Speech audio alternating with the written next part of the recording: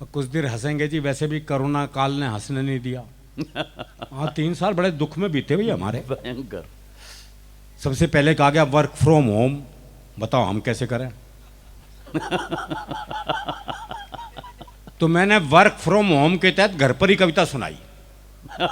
ना कोई हंसा, ना किसी ने ताली बजाई, बहुत अच्छे। और ना ही कोई पेमेंट जेब में आई। कई कष्ट एक साथ थे जी। हाँ। फिर मैंने अपनी दूसरी जेब से पैसे निकाल के खुद को पेमेंट दी। इस तरह वर्क फ्रॉम होम की औपचारिकता। बहुत अच्छे। अच्छा, मेरी इस कविता का असर पूरे विश्व में पड़ा गोविंद भाई। देख लो, रूस और यूक्रेन के युद्ध में अमेरिका और यूरोप वर्क फ्रॉम होम ही कर रहे हैं। बहुत अच्छे। हाय हाय हाय। अच्छा, एक समस्या वो लॉकडाउन की बड़ी भयंकर समस्या जी। 3 महीने पहले 3 महीने बाद में जो लॉकडाउन लगा, बाहर सब कुछ बंद, बाहर कहीं जा नहीं सकते आप। पत्नी मेरा चेहरा देखे, मैं पत्नी का। इससे बुरा समय हो नहीं सकता। हमारा काम हर दूसरे तीसरे दिन सूटकेस लेके निकलने का। बहुत अच्छे। वो 3 महीने हो गए घर में पड़े हुए। मैं अखबार पढ़ रहा, पत्नी इधर से उधर घूम रही और बड़बड़ा रही। बोले पता नहीं ये बीमारी कब जावेगी। नहीं पता नहीं था, मुझे कह रही है कोरोना को कह रही है। तो बाहर सब कुछ बंद। मैंने सोचा कुछ पल अलग ढंग से जिया जाए। हाँ। और किसी महिला मित्र को वीडियो कॉल किया जाए। कुछ तो परिवर्तन हो जीवन में। ये सोचकर मैंने अपनी सबसे सुंदर महिला मित्र को वीडियो कॉल मिलाया, लेकिन उसने फोन ही नहीं उठाया। थोड़ी देर बाद लैंडलाइन पर उसका फोन आया। बहुत अच्छे। मैंने फोन ना उठाने की शिकायत की तो उसने समझाया, देखो सारे ब्यूटी पार्लर बंद हैं, अपना चेहरा नहीं दिखाऊंगी, मैं भी भाभी जी की तरह चुड़ैली लग रही हूं, इसलिए वीडियो कॉल नहीं उठाऊंगी। बहुत अच्छे। ये कष्ट भी सहा साहब। क्या स्थिति थी उस वक्त। 3 साल ऐसा था कि निक्कर और बनियान में टाइम कट रहा था। कपड़े बेचारे अलमारी में रखे हुए कपड़े, ये सोच रहे थे मालिक है भी या निमट लिया। नंबर ही नहीं आया क्या उनका। कहने। वाह वाह वाह। चलो जी, अब मैं हरियाणा पे आता हूँ। मैं हरियाणा का हूँ जी, बता दूँ आपको पहले। आपके राजस्थान के ठीक पड़ोस में हरियाणा है। अंतर बहुत है जी। आपके राजस्थान में तो बड़े सम्मान सूचक शब्दों का इस्तेमाल होता है। हाँ। हरियाणा में आप, जी, इन शब्दों का प्रयोग वर्जित है। वर्जित है। मैं राजस्थान घूमा हूँ जी। श्री गंगानगर, श्री डूंगरगढ़, शहर के नाम क्या कहे श्री। हरियाणा में तो बाप के नाम क्या कहने लगा मैं। है बोले किसका से है, बोले देवकी का। श्री शब्द की गुंजाइश ही नहीं है। मुझे एक भिखारी मिला। अच्छा, वैसे आपको हरियाणा का आदमी कहीं भीख मांगता हुआ नहीं मिलेगा। इसलिए नहीं कि बड़ा स्वाभिमानी होता है, इसलिए कि मांगनी नहीं आती। सच्चाई तो यही है। वो मुझे भिखारी मिला, बोले 20 रुपए दे। बताओ ऐसे वो कौन देगा। 20 रुपए दे। अच्छा, कसूर उसका भी नहीं है, दीजिए शब्द है ही नहीं हमारे यहाँ। हाँ। है बोले 20 रुपए दे। मैंने कहा भाई क्या करेगा। बोले चाय पीऊंगा। मैं कहा चाय तो 10 रुपए की आती है। बोला तू नहीं पीवेगा मेरे साथ। तो अगले कंपनी भी चाहिए भाई। बहुत अच्छे। अब राजस्थान में कितनी मनोहार होती है साहब। आप रेस्टोरेंट में चले जाओ, वेटर तक इतनी मनोहार करता है। हरियाणा में कौन करे, हमें तो ये मनोहार खुद करानी पड़ती है। वो एक दामाद पहुंच गए रात को 12 बजे। तो सासू से बोला भाई जो बनाओ बस वही दे दे, कुछ बनाने की जरूरत नहीं। तो सास बोली भाई 2 रोटी रखिए, 1 सब्जी रखिए, खा ले। बोले ठीक है। तो सास ने 2 रोटी और सब्जी ला के रख दी। तो अगले ने 1 रोटी वापस करी। तो सास बोली वापस क्यों दे है। बोले बाद में बूझेगी नहीं, एक और लो, एक और लो। तो हम तो ये मनवार खुद कराते हैं, दूसरों के भरोसे रहते ही नहीं। अच्छा, आपके राजस्थान के ठीक पड़ोस में गुजरात है। आप में से कोई गुजरात से तो नहीं है ना। हाँ, नहीं तो मैं पहले ही माफ़ी मांग लूँ। एक बार मैं गुजराती परिवार में खाना खाने पहुंच गया जी। मैं ही जानता हूँ मेरी क्या स्थिति हुई। वो छोटी छोटी कटोरियों में तो सब्जी, भाई ने खाऊं सूंघूं। वो जामन जितना दही। बोले दही लो जी, दही। दही। अब हरियाणा में अब तक कटोरा भर के दही नहीं मिले तो काहे की दही। मैं सही बता रहा हूँ सर, राजकोट की घटना है। पहला फुल्का ये साइज था फुल्के का, गोलगप्पे जितना। मैंने सोचा ही 35-40 खाऊं जब जाके बात बनेगी। लेकिन अगला तो मेरे से भी ऊंची चीज था। 5वां फुल्का देते हो बोला ये तो लेना ही पड़ेगा। तो हर प्रदेश का एक अलग आनंद है, एक अलग मस्ती है। वैसे भी आजकल बेटी बचाओ बेटी पढ़ाओ चल रहा है जी। वो दिल्ली के कुछ स्कूलों में तो बल्कि गुरुजी आते हैं क्लास में, बोले क्लास में जितनी लड़कियां उन्हें अपनी बहन मानो, क्लास में जितनी लड़कियां उन्हें अपनी बहन मानो। वो एक हरियाणा का था, बोले मैं तो ना मानूं। बोले क्यों भाई, तू क्यों नहीं मानना का? बोले इतने भात कौन भरेगा। बहुत देखो अच्छे। बात उसकी जायज है, जब वो इतनी दूर का भविष्य जानता है, निकट का तो जानता ही है। वो क्लास में टीचर ने सवाल कर दिया, बोले मैंने तुझे थप्पड़ मारा, इसका भविष्य काल बता। बच्चा बोला तेरी साइकिल में पंचर मिलेगा। वो एक बच्चा 3 दिन तक स्कूल नहीं आया, चौथे दिन स्कूल पहुंचे तो मास्टर ने पूछा, बोला भाई 3 दिन से आया क्यों नहीं? बोला जी हमारी भैंस ने काटड़ा दिया है। काटला। काटड़ा समझते हैं ना आप? हाँ, भैंस के छोरे को कहे हैं। भैंस का चूरा। बोला जी हमारी भैंस ने काटड़ा दिया है। तो मास्टर बोला भाई इसमें क्या खास बात हो गई? बोले खास नहीं तो तू दे के दिखा। तो इन बच्चों से बहस कर ही नहीं सकते आप। बहुत अच्छे। और टीचर ने सवाल कर दिया, बोले मान लो तुम्हारे पास 10 लड्डू हैं। बोले कैसे मान लो जब है ही नहीं। मान लो, बोले मान लो, गणित में माना जाता है। बोले माना जाता तो मान लिए। बोले 2 लड्डू किसी ने ले लिए। बोले पहले तो ये बता किसने ले लिए। अरे बोले मान लो ना किसी ने ले लिए। बोला अच्छा मान लिया, तो कितने बचे? बच्चा बोला जी 20। बोले ये कौन सा गणित है? बोले गणित में तेरी माननी जाएगी बस। हमारी भी मान ले भाई। वही, वाह वाह वाह वाह। वो हरियाणा के गांव में स्कूल के पास ही शमशान घाट था। तो गांव में कोई मरता, स्कूल की छुट्टी हो जाती, तो बच्चे बड़े खुश, बोले सही जगह स्कूल है। वो एक दिन 8-10 बालक स्कूल जा रहे थे, तो स्कूल के बाहर 2 बूढ़े बैठे बीड़ी पी रहे थे। तो एक छोरा बोला हमारी 2 छुट्टियां तो बाहर बैठी बीड़ी पी रही हैं। तो अगले बोले छुट्टियां हैं वो। वही कमाल है। दरअसल क्या है, मन के साफ होते हैं ना, जो मन में है भाई वो एक मुकदमा चल रहा था, तो एक ताई गवाही के लिए आई। बहुत अच्छा। अच्छा, दोनों वकील उसी के गांव के। तो पहले वकील ने पूछा, बोले ताई मुझे जाना है। खूब जानू हूं, गुलाब सिंह का छोरा है तू, 1 नंबर का झूठा। तेरी लुगाई तक तुझे छोड़ के चली गई थी। बेचारा वकील सन्न रह गया जी। उसने दूसरे वकील की तरफ इशारा कर दिया, और ताई से जाना है, अच्छी तरह जानू हूं, करनैल काने का छोरा है यो, 1 नंबर का याश। तेरी लुगाई से भी इसका चक्कर था। भाई साहब, जज ने कोर्ट स्थगित की, अपने चैम्बर में गया, दोनों वकील बुलाए। बोले खबरदार ताई से मेरे बारे में कुछ पूछ लिया तो। वही, बहुत अच्छे। तो इतना साफ मामला है जी। बहुत अच्छे। और कहते हैं ना डर के आगे जीत है। हमारे यहाँ तो डर के आगे भी हास्य रसी है। बहुत अच्छे। वो एक चौधरी रात को सुनसान जंगल से जा रहा था, सामने से एक 41 साल की महिला, सफेद साड़ी पहने, बाल बिखराए, हाथ में दीप जलाए, कहीं दीप जले कहीं दिल टाइप गाना गाती आ रही थी। अच्छा। पास आके बोली मैं चुड़ैल हूं।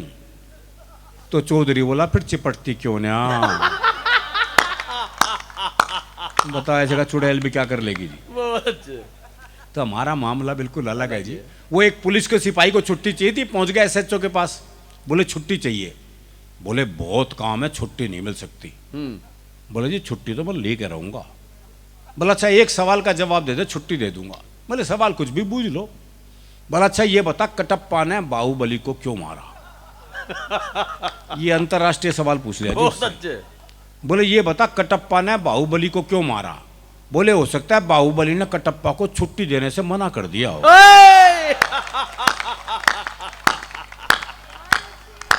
भाई एक बार ताली पूरे लोगों की वजह यार। वाह वाह वाह वाह वाह, बहुत अच्छे। वो जय हो।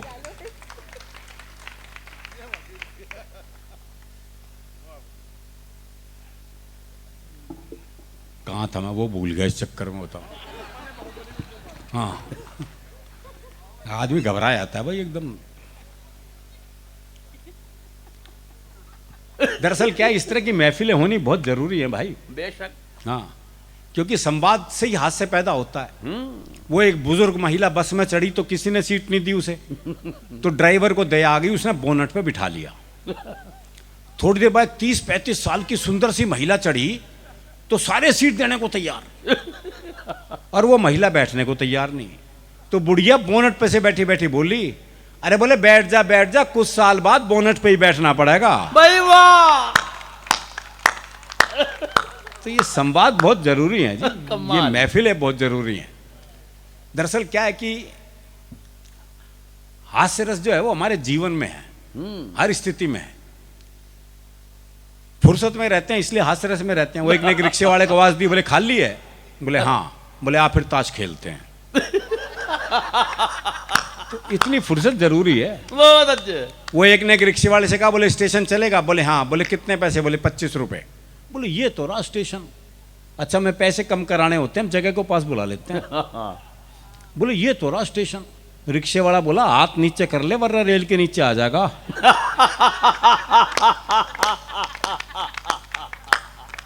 बहुत सुपर। वो एक पहुंच गया हलवाई की दुकान पे, भाई ने छिक के जलेबी खाई भरपेट।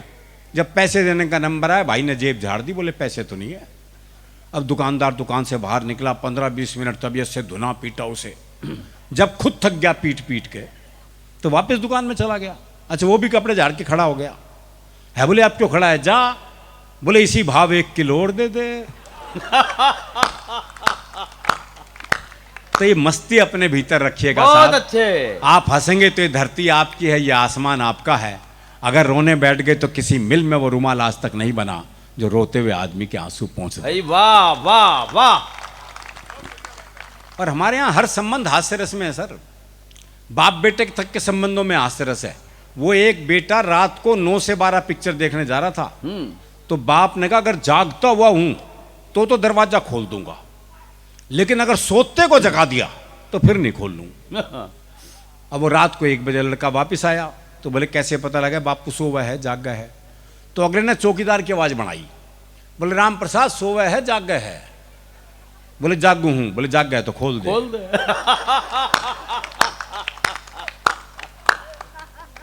वो एक 22-23 साल का लड़का जी जबरदस्त बारिश में तरबतर भीगा हुआ हलवाई की दुकान पे पहुंचा। बोला 10 रुपए का दही दे दे।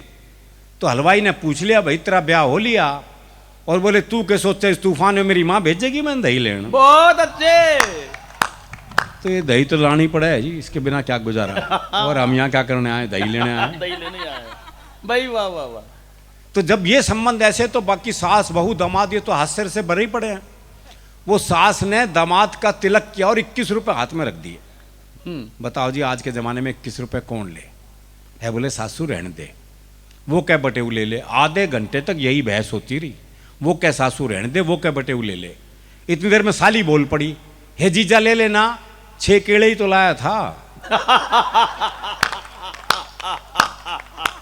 करा लो खातिरदारी। वही जिंदाबाद। वो बहू जो है पियर आई अपने मायके गई, तो माँ ने पूछा, बोले बेटी दमादो खाने में क्या पसंद है? बोले जी बथुआ बहुत पसंद है। अब जब दामाद बहू को लेने पहुंचा तो बथुए का साग, बथुए की भुजी, बथुए का रायता, बथुए की रोटी, बथुए का पराठा, और तो और सलाद में ही बथुआ। अगला 2 मिनट तो थाली देखता रहा। फिर बोला सासू इससे अच्छा मैंने बथुए खेत में छोड़ जाती।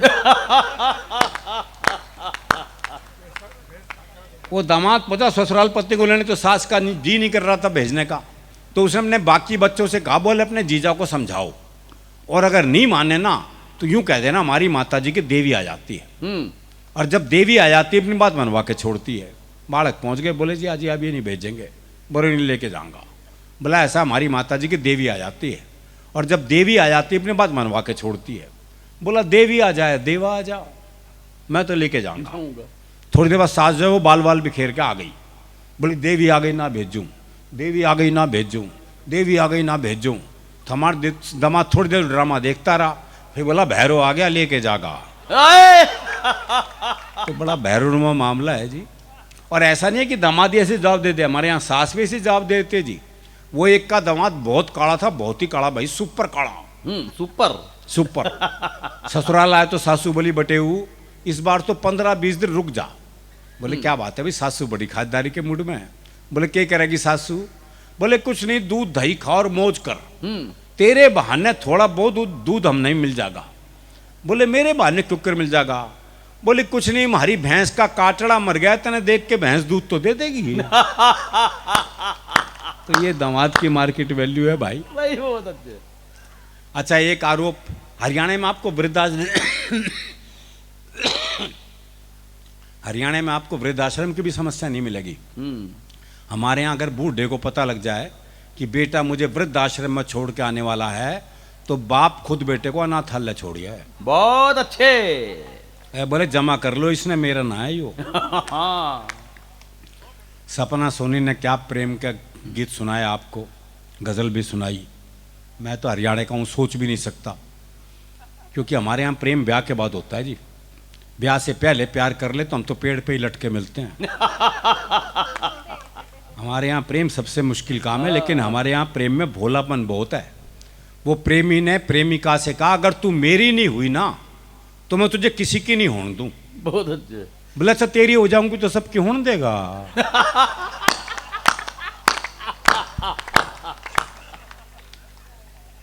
अच्छा, तालियां बिना कहे नहीं बजाते भाई। वो बहुत मुश्किल है इनका काम। हाँ। अरे थोड़ा सा जागो। देखो एक बात बता दूं कि अरुण जेमनी साहब को तेज बुखार था, लेकिन ये, और अभी भी है, लेकिन ये कमिटमेंट है प्रेम सागर जी के लिए और हमारे समिति के लिए, तो उन्होंने उपस्थिति दर्ज की है। इस बात के लिए जितने लोग हैं पीछे तक के, सबकी तालियां बजनी चाहिए। तेज बुखार में कविता पाठ हो रहा है, ये मानना आप। हाँ, डोलो खा खा कर कविता पढ़ रहा हूँ। डोलो खा के। ये कोरोना काल ने जो डोलो दिया है ना, हाँ, उस जब से चल रहा है डोलो। और क्या, कहाँ था मैं, वो भूल गया भाई तेरे चक्कर में। हाँ, प्रेम। अभी एक मेले में दो बचपन के दोस्त मिले, दोनों बौखलाए हुए। बोले बे कैसे बौखला रहा है? बोले यार मेरी लुगाई खो गई, उसे ढूंढ रहा हूँ। और बोले तू? बोले यार मेरी भी खो गई, मैं भी ढूंढ रहा हूँ। बोले तेरी लुगाई कैसी थी? बोले यार 5 फुट 4 इंच उसका कद, गहरा बदन, गोरा रंग, गुलाब जैसे होंठ, बहुत ही सुंदर थी। तेरी कैसी थी? है बोला मेरी ना छोड़ यार, तेरी ढूंढते हैं।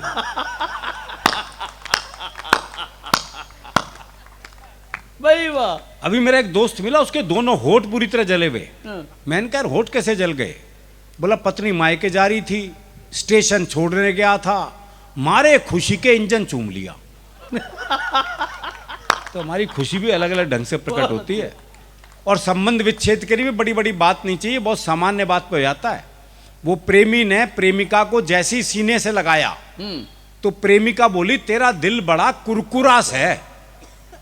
अरे बोले दिल कुरकुरा कौन है, तेने बीड़ी का बंडल तोड़ दिया। बहुत अच्छे।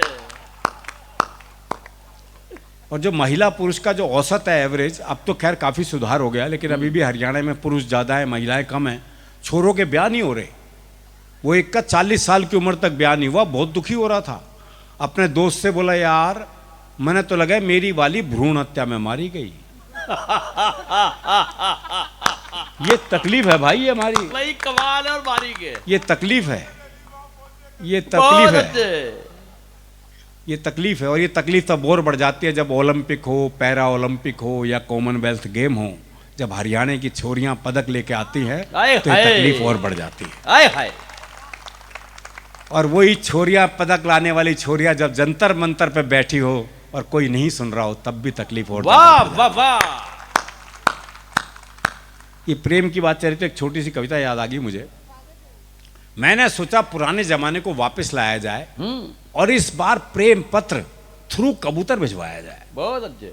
मैंने कबूतर के पंजे में चिट्ठी अटकाई और उसे बात समझाई, देखो भाई ये तो याद नहीं ये कौन से प्यार की कौन सी चिट्ठी है। कहां तक याद रखें भाई। सही बात है। पर तुम ऐसा करना, यहां से 5 गली छोड़ के 6ठी गली में जाना और वहां जो गुलाबी छत वाली गुलाबी सी लड़की है ना, नीलू, उसकी मम्मी को ये चिट्ठी दे आना।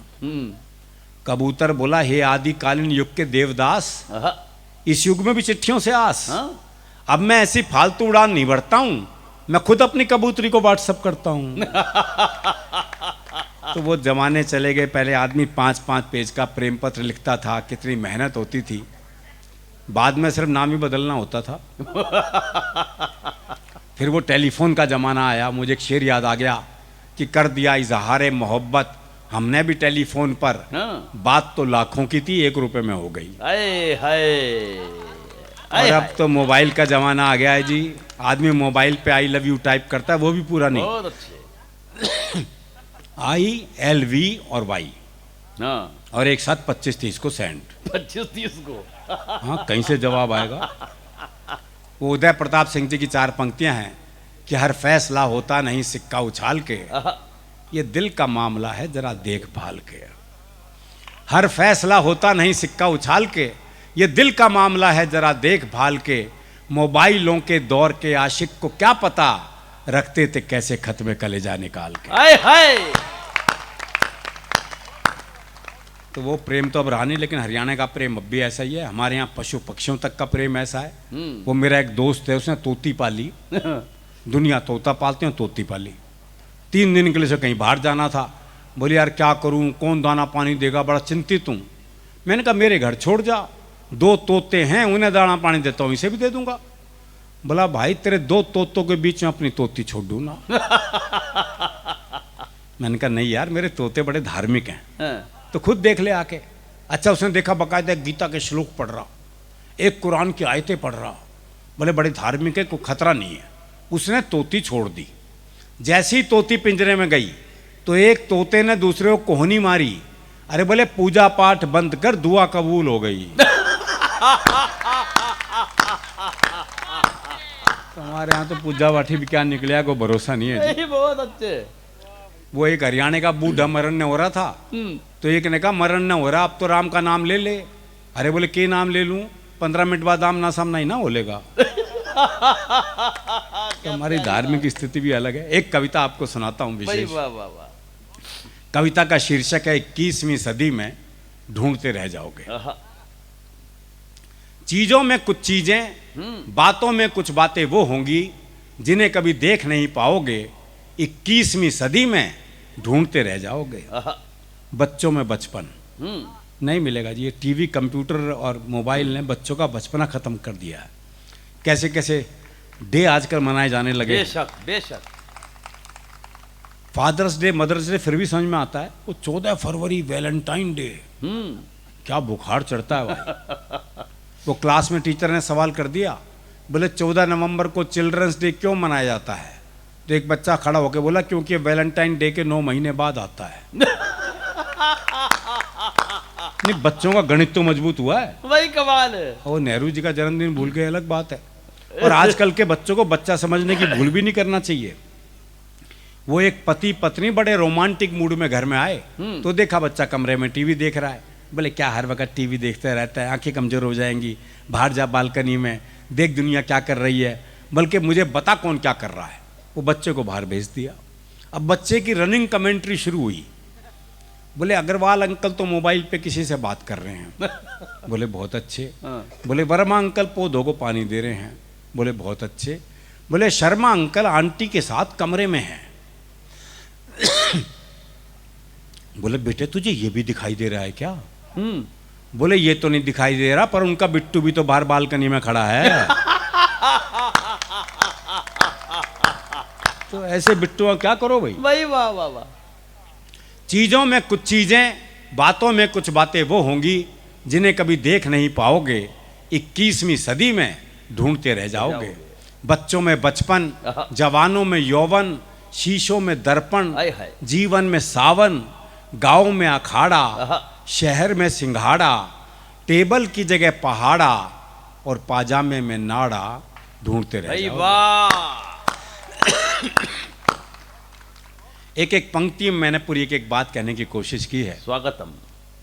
आंखों में पानी, आंखों में पानी, दादी की कहानी, प्यार के 2 पल, क्या नल नल में जल, संतों की बानी, कर्ण जैसा दानी, बहुत अच्छे। घर में मेहमान, मनुष्यता का सम्मान, पड़ोस की पहचान, रसिकों के कान, ब्रिज का फाग, आग में आग, तराजू पे बट्टा और लड़कियों का दुपट्टा।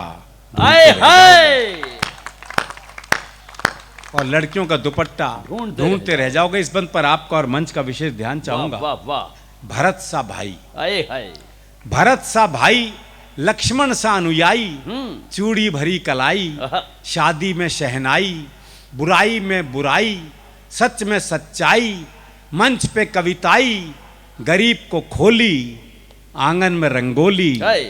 परोपकारी बंदे और अर्थी को कंधे, वाह ढूंढते रह जाओ। वाह वाह। और अर्थी को कंधे ढूंढते ढूंढते रह रह जाओगे। अध्यापक जो सचमुच पढ़ाए, हम्म। अफसर जो रिश्वत ना खाए, आहा। बुद्धिजीवी जो राह दिखाए, कानून जो न्याय दिलाए, ऐसा बाप जो समझाए और ऐसा बेटा जो समझ जाए, ढूंढते रह क्या जाओगे। कहने हैं। कट्टरता का उपाय, आहा। सबकी एक राय, दंकल के पंजे में देश आजाद, मरने का मजा, जीने का स्वाद। वाह। नेताजी को चुनाव जीतने के बाद दुर्घटनाओं से रहित साल, गूदड़ी में होने वाले लाल, सांस लेने को ताजा हवा, आहा। सरकारी अस्पताल में दवा, संस्कृति का सम्मान कमाल है और नक्शे में पाकिस्तान। भाई। ढूंढते रह वाह जाओगे। वाह। आपस में प्यार, भरा पूरा परिवार, हाय। नेता ईमानदार। बहुत मुश्किल है। हाँ। आप जैसे विधायक कहाँ मिलते हैं सर? बेशक। सही बता रहा हूँ मैं आपको। हाँ, वो एक सांप नेताजी को काट रहा था, एक ने कहा देखो सांप नेताजी को काट रहा है, बोले काट नहीं रहा है, जहर भरवा रहा है। आपस में प्यार, भरा पूरा परिवार, नेता ईमानदार, 100 रुपए उधार। उधार भी नहीं मिलेंगे, मैं हाँ, सही बता रहा पक्के हूँ। वो एक बैंक के बाहर मूंगफली बेचता था, तो उसका एक दोस्त आया, बोले 100 रुपए उधार चाहिए, मिल जाएंगे, कल लौटा दूंगा, हैं तेरे पास? बोला हैं तो सही पर दे नहीं सकता। बोले क्यों? बोला दरअसल मेरा बैंक वालों से एग्रीमेंट हुआ है कि मूंगफली वो नहीं बेचेंगे और लोन मैं नहीं दूंगा। आपस में प्यार, भरा पूरा कमाल परिवार, है। नेता ईमानदार, आहा। 100 रुपए उधार, कल में आज, संगीत में रियाज, हाय। बातचीत का रिवाज, दोस्ती में लिहाज, सड़क किनारे प्याऊ और अंकल की जगह चाचा ताऊ। ढूंढते भाई रह जाओगे। वाह वाह वाह। इसका आखिरी बंद आपको समर्पित करता हूं। कमाल है। नेहरू जैसी इज्जत, आहा। सुभाष जैसी हिम्मत, क्या कहने। पटेल के इरादे, हाय। शास्त्री सीधे सादे, वाह वाह। पन्ना धाय का त्याग, राणा प्रताप की आग, आहा। अशोक का बैराग, तानसेन का राग, बहुत अच्छे। चाणक्य का नीति ज्ञान, आहा। विवेकानंद का स्वाभिमान, इंदिरा गांधी जैसी बोल्ड, महात्मा गांधी जैसा गोल्ड हाय। और मायावती जैसी फ्री होल्ड। ढूंढते रह भाई जाओगे, वाह। ढूंढते रह।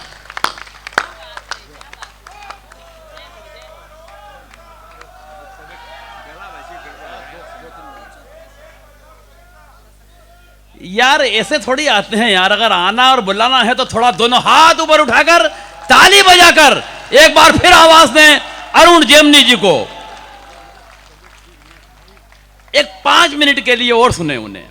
बहुत मुश्किल का काम है इस बीमारी के बाद, लेकिन वो पढ़ रहे हैं। मैं चाहता हूं जो जा रहे हैं वो तुरंत निकल जाएं, जो बैठे हैं एक बार फिर ताली बजाएं। चलो एक बिल्कुल मस्त कविता आपको सुना देता हूँ, बस उसकी भूमिका वगैरह कुछ नहीं। जो हरियाणा का आदमी उल्टे जवाब देता है उसके सौंदर्य पे एक कविता है। बहुत अच्छी कविता भाई साहब। आपको आनंद आएगा, कोई दिमाग लगाने की जरूरत नहीं। स्वागत। मैंने लिखने में नहीं लगाया तो आप सुनने में क्यों लगाओ। ये पुलिस भाइयों को समर्पित है, आपको आनंद आएगा सर, आपके आनंद के लिए ये। बहुत अच्छे। पुलिस को रंगरूटों का दस्ता चाहिए था नया। हरियाणा का राधे श्याम भी इंटरव्यू देने गया। इंटरव्यू में पूछा गया सिर्फ एक सवाल और राधे ने बना दिया सवाल का बवाल। बहुत अच्छे। ये था आप सेब खरीदने जाओगे तो 50 रुपए किलो के हिसाब से 100 ग्राम सेब के कितने पैसे देकर आओगे। ये आसान सा सवाल था जी, लेकिन इस आसान से सवाल को हरियाणा का आदमी कैसे बवाल बना सकता है। बहुत अच्छे। बस ये इस कविता का सौंदर्य है। आहा। आप सेब खरीदने जाओगे तो 50 रुपए किलो के हिसाब से 100 ग्राम सेब के कितने पैसे देकर आओगे। राधे बोला अगर मैंने 100 ग्राम सेब के भी पैसे दिए बहुत अच्छे। तो पुलिस में भर्ती हो रहा हूं क्या एसटीसी कराने के लिए। बहुत अच्छे। क्या व्यंग है भाई अगर मैंने 100 ग्राम सेब के भी भाई पैसे बहुत दिए अच्छे। तो पुलिस में भर्ती हो रहा हूं क्या एसटीसी कराने के लिए। साहब को जवाब में मजा आया। हम्म। उन्होंने सवाल को आगे बढ़ाया, अच्छा मैं खरीदने जाऊं तो मुझे कितने के मिलेंगे? राधे बोला, आवाज करो, पूरी पेटी आपके घर भिजवा देंगे। अच्छा तुम्हारी पत्नी तो पुलिस में नहीं है ना? हाँ। वो जाएगी तो 100 ग्राम सेब के कितने पैसे देकर आएगी? राधे बोला, साहब मैं अपनी पत्नी को आपसे ज्यादा जानता हूं। बहुत अच्छे।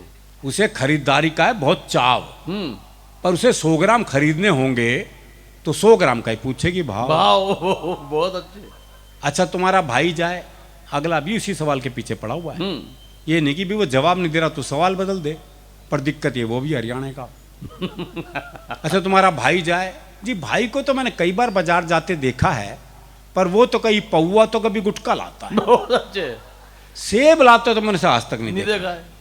अच्छा तुम्हारी बहन जाए कोई, जी मेरी एक बहन थी उसकी शादी हो गई, अब वो जाने बहनोई।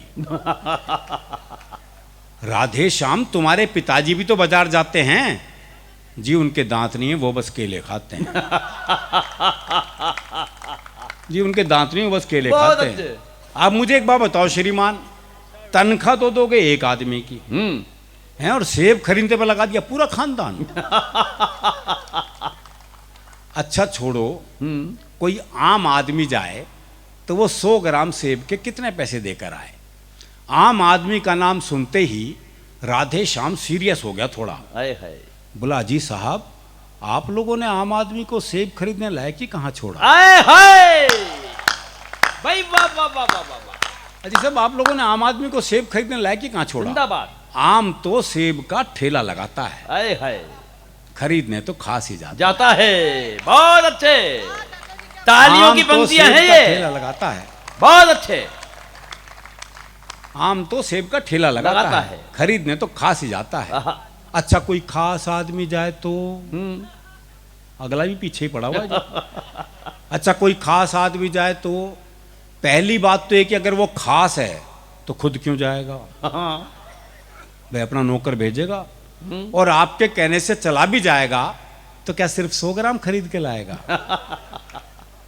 लॉजिक। चलो आपकी अंतिम इच्छा पूरी करने के लिए 100 ग्राम खरीद भी लाए, आहा।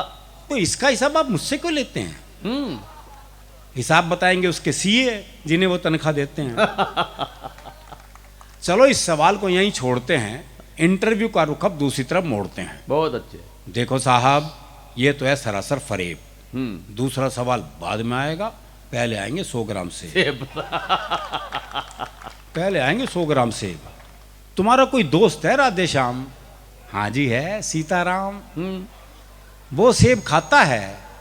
हाँ कोई खिलाए तो खाया। साहब आपने भी इस सवाल को खूब खींचा है, लगता आपका कोई सेब का बगीचा है। बहुत अच्छे। कुछ भी हो पर अब अपना जवाब ले लो। जवाब पे आ गया जी। बहुत अच्छे। कुछ भी हो पर अब अपना जवाब ले लो। सीताराम फल वाले को 5 रुपए देगा और कहेगा इतने के सेब दे दो। पर इतने के कितने? हाय हाय। अब ये सेब वाले की मर्जी, वो दे दे जितने। राधे श्याम तुमने तो जरा सी बात का बना दिया बवाल। राधे बोला, साहब मुझे तो शुरू से ही पसंद नहीं है सवाल। मुझे तो शुरू से ही सब पसंद नहीं है सवाल। मेरे विचार में आज संसार में जितनी भी गड़बड़ है, हाय हाय, असल में सेब ही उसकी जड़ है। दर्शन पे आ गई, चिंतन पे आ गए, पर जवाब देके नहीं दिया। भाई बाबा। मेरे विचार में संसार में जितनी भी गड़बड़ है, असल में सेब ही उसकी जड़ है। अगर उस दिन आदम और हव्वा वो एक सेब नहीं खाते, हाय हाय, तो ना मैं आता ना आप यहाँ आते। बहुत अच्छे। ना 100 ग्राम होता, ना 500 ग्राम, ना आप साहब होते, ना मैं राधे श्याम। बहुत अच्छे। देखो दुनिया में 5 ही सेब प्रसिद्ध हुए हैं बस। पहला जो एडम और ईव ने खाया, जिसका परिणाम हम देख ही रहे हैं। दूसरा वो जो न्यूटन के ऊपर गिरा। हाँ। बच्चे सोचते उस दिन वो नारियल के पेड़ के नीचे क्यों नहीं बैठा था। तीसरा एप्पल, स्टीव जॉब्स वाला एप्पल लोकप्रिय हुआ। हाँ। चौथा सेब पिछले दिनों आसाराम और नारायण साईं ने लोकप्रिय किया। और 5वां सेब है मेरा। बहुत अच्छे। बहुत अच्छे। कहते हैं जी एक सेब खाओ तो आदमी डॉक्टर से दूर रहता है, आदमी में ऊर्जा रहती है। आदमी में ऊर्जा रहती है तो आदमी पैसा कमाता है, पैसा कमाता है तो शादी होती है, शादी होती है तो बच्चे होते हैं, बच्चे होते हैं तो टेंशन होती है, क्या कहने? टेंशन होती है बीमारी होती है, लो और खा लो सेब।